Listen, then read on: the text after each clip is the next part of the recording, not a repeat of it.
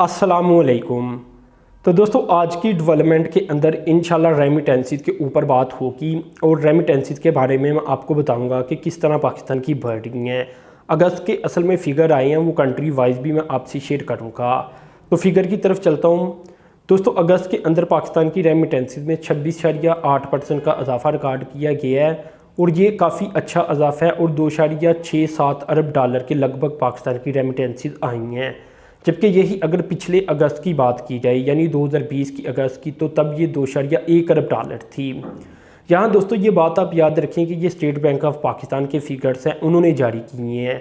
और दोस्तों यहाँ मैं आपको बताता चलूँ कि ये 15वां माह है जिसमें पाकिस्तान की रेमिटेंसीज 2 अरब डॉलर से ज़ायद आई हैं। इसी तरह दोस्तों पिछले अगर 6 माह का रिकॉर्ड चेक किया जाए तो पिछले 6 माह के दौरान ये रेमिटेंसीज अगर एवरेज देखा जाए तो ये हर माह के दौरान 2.7 अरब डॉलर आई। एवरेज की बात कर रहा हूँ, यानी किसी माह ज़्यादा आई किसी माह कम आई, लेकिन एवरेज इतनी बनी।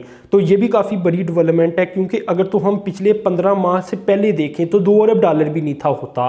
अब मुसलसल 15 माह से 2 अरब डॉलर आ रही हैं और पिछले 6 माह से मुसलसल जो एवरेज पैदा हो रही है ये 2.7 अरब डॉलर की हो रही है। तो ये काफ़ी बड़ी डेवलपमेंट है। तो रेमिटेंसीज में बेपनाह इजाफा सामने आया है। अब ये अगस्त के फिगर हो गए, अभी मैं आपसे कंट्री वाइज फिगर भी शेयर करूंगा, लेकिन इससे पहले मैं कुछ रीज़न आपसे डिस्कस कर लेता हूँ। अब दोस्तों रीज़न क्या हुई इन रेमिटेंसीज की? एक तो रीज़न ये हुई कि डिजिटलाइजेशन पाकिस्तान की एक पॉलिसी है, इसके तहत ज़्यादा से ज़्यादा डिजिटलाइजेशन पाकिस्तान कर रहा है और उसकी वजह से रेमिटेंसीज में भी इजाफा हो रहा है, क्योंकि जो डिजिटल अकाउंट हैं या डिजिटल तरीके हैं इकानमी को जनरेट करने के या रेमिटेंसीज को बाहर से मंगवाने के, वो बढ़ते चले जा रही हैं, जिसकी वजह से लोगों को रेमिटेंसीज भेजने में मुश्किल नहीं आती। तो ज़्यादा रेमिटेंसीज इस मद में पाकिस्तान के अंदर आ रही हैं।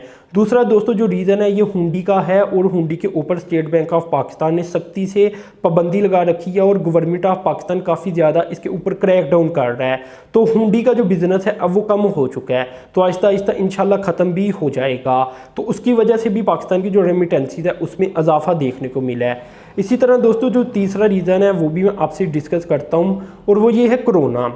अब कोरोना का रीज़न इसलिए सामने आया कि पाबंदियां लग गई थी, तमाम ममालिक के अंदर लोगों का आना जाना बंद था। अब जो हुंडी का बिज़नेस होता है वो फॉर्मल तरीके के साथ तो होता नहीं, क्योंकि फॉर्मल बैंक ओपन होते हैं। आपको पता है कोरोना के दौरान भी वो काम कर रहे थे, थोड़ा काम कर रहे थे लेकिन कर रहे थे, एक ख़ास तरीके के मुताबिक कर रहे थे। तो लोग पैसा भी भेज रहे थे, लेकिन जो हुंडी का तरीकाकार है उसमें तो चल कर कहीं जाना पड़ता है और उस शख्स से पैसे वसूल करने होती हैं जिसने किसी दूसरे शख्स से बाहर से बैठे हुए पैसे भेजे थे। तो वो तरीका होता है कि पाकिस्तान में पेमेंट हो जाती है और वहाँ कोई और रिसीव कर लेता है पेमेंट। तो इस तरह फिर गवर्नमेंट ऑफ पाकिस्तान को डॉलर नहीं जाते, तो वो तरीका बंद हो गया था क्योंकि आना जाना बंद था। तो इसलिए फॉर्मल तरीकों के साथ ज़्यादा पैसा पाकिस्तान के अंदर भेजा गया और उसकी वजह से पाकिस्तान के अंदर रेमिटेंसीज में इजाफा हुआ। तो यानी कोरोना को देखा जाए तो उसके अच्छे इम्पैक्ट भी पाकिस्तान के ऊपर पड़े हैं, ये रियलिटी अब बन चुकी है।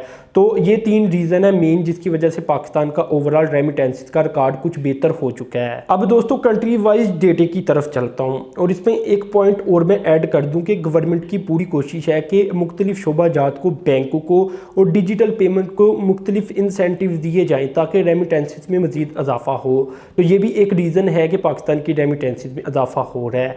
अमेरिका की अगर दोस्तों बात की जाए तो अगस्त 2021 के अंदर अमेरिका से 279.2 मिलियन डॉलर पाकिस्तान को मसूल हुए।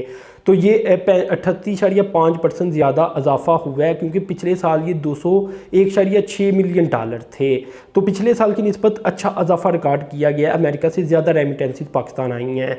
इसी तरह दोस्तों यूनाइटेड किंगडम की अगर बात की जाए तो 352.8 मिलियन डॉलर की रकम पाकिस्तान को अगस्त 2021 के अंदर आई और ये 16.7% का इजाफा रिकॉर्ड किया गया अगस्त 2020 की निस्बत।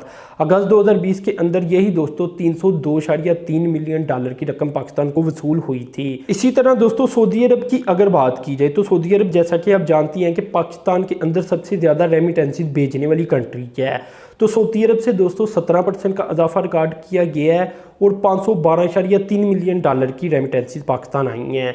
और पिछले साल ये दोस्तों 409.6 मिलियन डॉलर की रेमिटेंसी थी जो कि पाकिस्तान आई थी। इसी तरह दोस्तों गल्फ कॉरपोरेशन काउंसिल की अगर बात की जाए तो इसमें आप सऊदी अरब को निकाल दें और यूएई को निकाल दें तो बाकी जितनी भी कंट्रीज़ बनती हैं इस गल्फ़ कॉरपोरेशन काउंसिल के अंदर, वहाँ से 289.2 मिलियन डॉलर की रकम पाकिस्तान को अगस्त के अंदर आई, जबकि पिछली बार अगस्त के अंदर ये 226.1 मिलियन डॉलर थी। तो इस तरह हम देख रहे हैं कि जो मिडल ईस्टर्न कंट्रीज़ है वहाँ से पाकिस्तान को अच्छी खासी रेमिटेंसेज आ रही हैं। और सऊदी अरब तो आगे ही बहुत बड़ी कंट्री है ना पाकिस्तान के लिए, एक अच्छी खासी अमाउंट सऊदी अरब से पाकिस्तान आती है। तो सिर्फ आप देखिए कि 512 मिलियन डॉलर की रकम सऊदी अरब से सिर्फ एक माह के अंदर ही आ गई। तो सऊदी अरब अकेला ही काफ़ी भारी नज़र आता है पाकिस्तान में रेमिटेंसेज के मामले के अंदर। इसी तरह दोस्तों पूरे यूरोपीय यूनियन की बात की जाए अब बरतानिया को निकाल कर, तो बरतानिया को निकाल कर पूरे यूरोपीय यूनियन में 75.3% का इजाफा रिकॉर्ड किया गया है और 291.8 मिलियन डॉलर की रेमिटेंसेज पाकिस्तान को मसूल हुई हैं अगस्त 2021 के अंदर। जबकि दोस्तों यही पिछले साल की अगस्त के अंदर 166.5 मिलियन डॉलर की रेमिटेंसेज थी। तो इस तरह दोस्तों पाकिस्तान की ये रेमिटेंसेज सामने आई। तो आपने चैनल को लाजमी सब्सक्राइब कर देना, साथ में जो बेल के आइकान पर क्लिक कर देना है। अब तक के लिए इतनी था, अल्लाह हाफिज़।